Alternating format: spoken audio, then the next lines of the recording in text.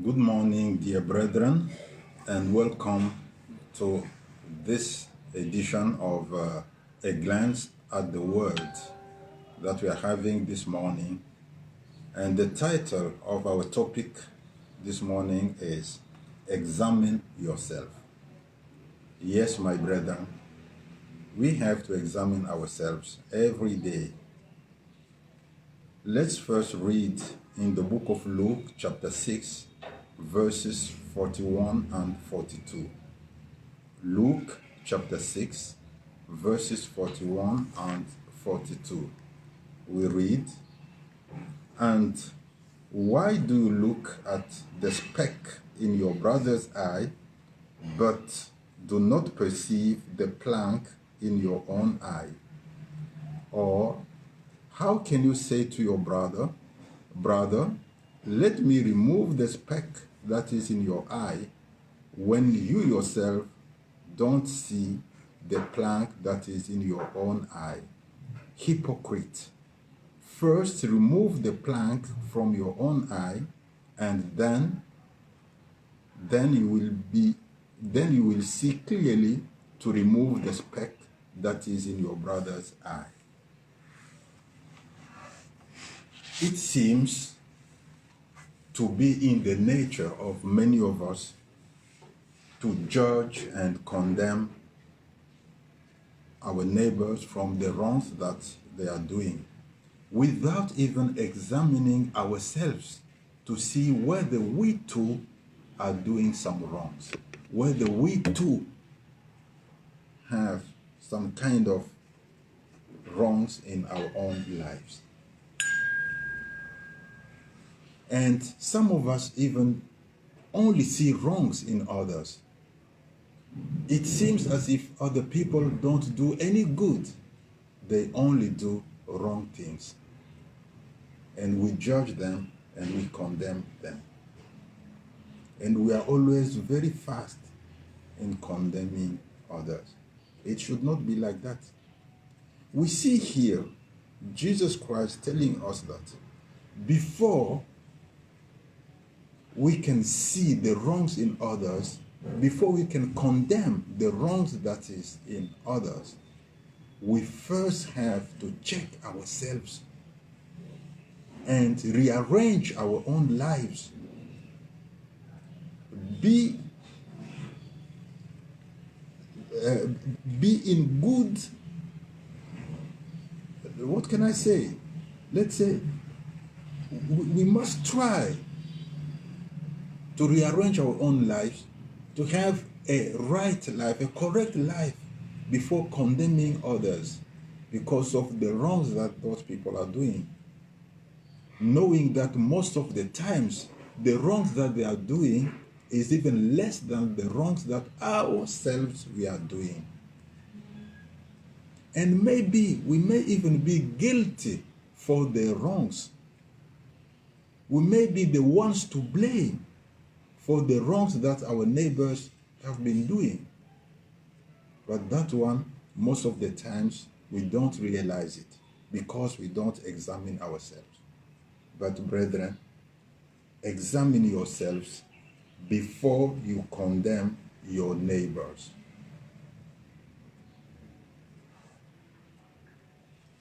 There are people in life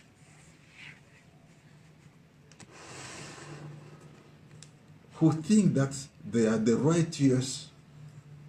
most righteous people in the world, and all others are evildoers. That kind of behavior is the behavior of Pharisees. The people that were called the Pharisees. You remember that Pharisee who was praying in the temple and who was saying, "I'm not like that publican who is a sinner. I myself am not a sinner. I only do good."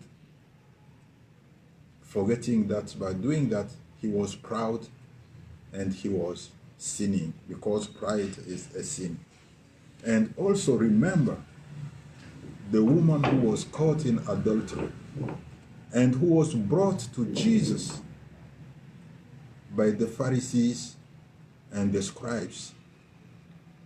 When Jesus told them that he, whoever is without sin, be the first to stone the lady.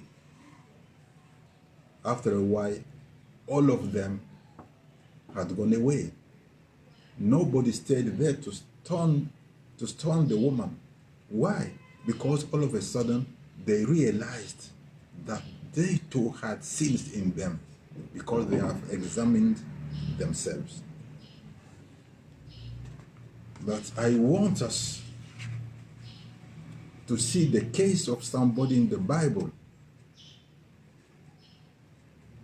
who did not examine himself while he was guilty for the wrongs of his neighbor, and in this case, his own brother.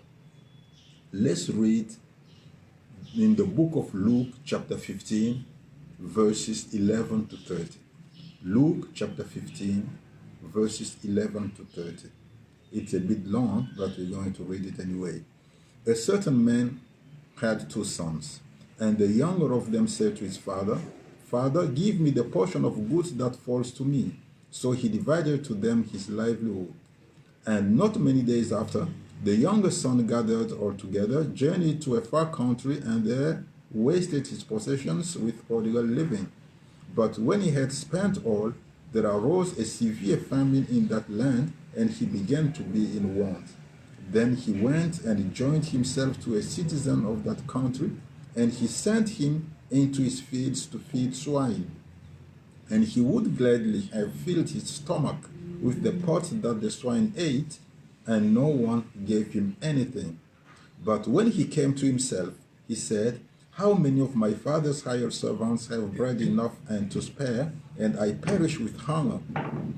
I will arise and go to my father, and will say to him, Father, I have sinned against heaven and before you, and I am no longer worthy to be called your son. Make me like one of your hired servants." And he arose and came to his father. But when he was still a great way off, his father saw him and had compassion, and ran and fell on his neck and kissed him. And the son said to him, "Father, I have sinned against heaven and in your sight, and am no longer worthy to be called your son." But the father said to his servants, "Bring out the best robe and put it on him, and put a ring on his hands and sandals on his feet. And bring the fatted calf here and kill it, and let us eat and be merry. For this my son was dead and is alive again. He was lost and is found." And they began to be merry. Now his older son was in the field, and as he came and drew near to the house, he heard music and dancing. So he called one of the servants and asked what these things meant. And he said to him, "Your brother has come, and because he has received him safe and sound, your father has killed the fatted calf." But he was angry and wouldn't go in. Therefore his father came out and pleaded with him. So he answered and said to his father, "Lo, these many years I have been serving you. I never transgressed your commandment at any time, and yet you never gave me a young goat that I might make merry with my friends. But as soon as this son of yours came, who has devoured your livelihood with harlots, you killed the fatted calf for him." So this is the word of God. This passage teaches us a lot of things, but we will focus only on the attitude of the elder brother. We see in verses 29 and 30 how the elder brother judges and condemns his younger brother. But you know, this is what most of us used to do when we are in front of somebody who has faulted, when we are in front of somebody who has behaved, when we are in front of somebody who has committed a sin, somebody who has fallen. We immediately judge and condemn him. We don't take any time to examine ourselves vis-a-vis that person, vis-a-vis what the person has done. Yet if we examine ourselves, we might discover that maybe we ourselves are guilty toward that person. That maybe we are the ones who pushed the person to commit that sin or to do that wrong. In the book of 1 Thessalonians chapter 5 verse 14, we read, "Now we exhort you, brethren, warn those who are unruly, comfort the faint-hearted, uphold the weak, be patient with all." We have to help those who are weak. We have to help those who can fall at any time. We have to warn those who are on a slippery path. But what do we do most of the time? When we see somebody running towards a bad road, a bad thing, or something bad, we just let him go. We say, "That's not my business. Let him go and fall. It will teach him." No, that's not what the Bible says. We have to warn the person. If we know that what the person is going through is not good, we have to warn that person, to tell the person not to do it, not to go where he wants to go. We must not just clasp our hands and say, "It's good if the person falls. It will teach him." Teach him what? No, we have to warn the person. If the person is weak, we have to help him become strong. But now let's see the attitude of the younger brother. The younger brother was stronger than, the elder brother. The elder brother was stronger than his younger brother, because we see that he had a good behavior. He was serving the father very well. He was serving the family very well. He was behaving well. He never faltered, according to what he himself says. But what is most important is that he was the elder brother, so he was supposed to supervise his younger brother. He was supposed to be the one to teach his brother how to behave in the house of their father, how to behave in life, how to behave in society. He has to teach everything to his brother. He has even to teach his brother how to manage the wealth of the family, how to manage the assets of the family, how to manage his money, how to manage his heritage, and how to behave toward his heritage.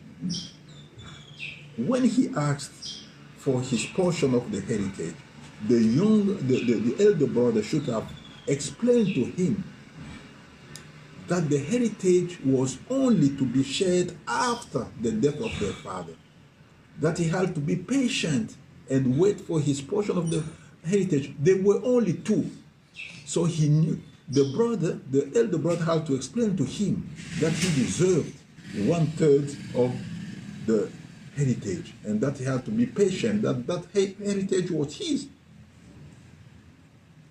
The elder brother had that responsibility, but did he feel that responsibility? I doubt. And after the younger brother got his portion of the heritage and went to a far country, he, the elder brother, had the responsibility to warn his younger brother, to tell him that it was not safe for him to leave the father's house, to leave the country, to go all alone with all that money to a far country without any experience in the management of assets. But he didn't do anything. He let his brother go, saying, "Okay, let him go. If he squanders everything, that will teach him." So he let his younger brother go. And that is what most of us do when we see people on a slippery path. And even when the younger brother was in that far off country, squandering all the money with a prodigal life, the elder brother decide only one day that maybe I should go and visit my younger brother to see how he's living there, to see whether he's in good health there, to see whether he's managing well his money. He didn't think of it. He didn't go. Even though it was his responsibility as the elder brother to do it. And the elder brother knew very well that his younger brother was squandering all the money with harlots, because he says it in verses 29 and 30 that we read.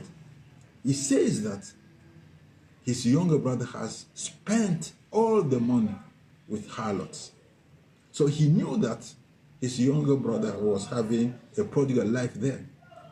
Did he do anything to correct that kind of life that his younger brother was living? Did he do anything to make his younger brother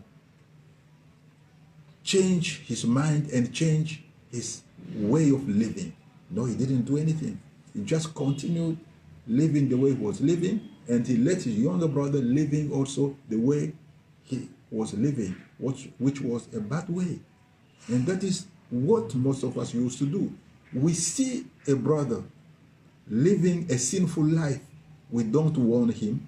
We don't help him live that sinful life. We just leave him on his own, saying, one day this kind of life will teach him a lesson. No. He may die in his sins, and the Lord will ask for his blood.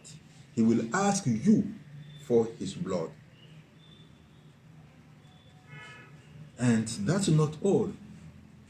When finally the younger brother came back, the elder brother was angry. He was not happy at all. He was angry that the younger brother came back. He was angry that the younger brother decided to live his sinful life. He was angry because in that way, he will not be able to continue criticizing his way of living. That is what most of us do. When we see somebody who has fallen, live his sinful life, come back to his mind and start living well, we are not happy because we have lost the object of our mockeries, because we would not make fun of him anymore. No, my brethren, we have to examine ourselves. Whenever we see somebody living badly, living a sinful life, or having any kind of trouble, let's examine ourselves and let's conform our life, our decisions, our actions, our way of doing to the Word of God. Let we conform ourselves to what the Word of God tells us, to what the Word of God says. Let's examine ourselves and act accordingly. God bless you.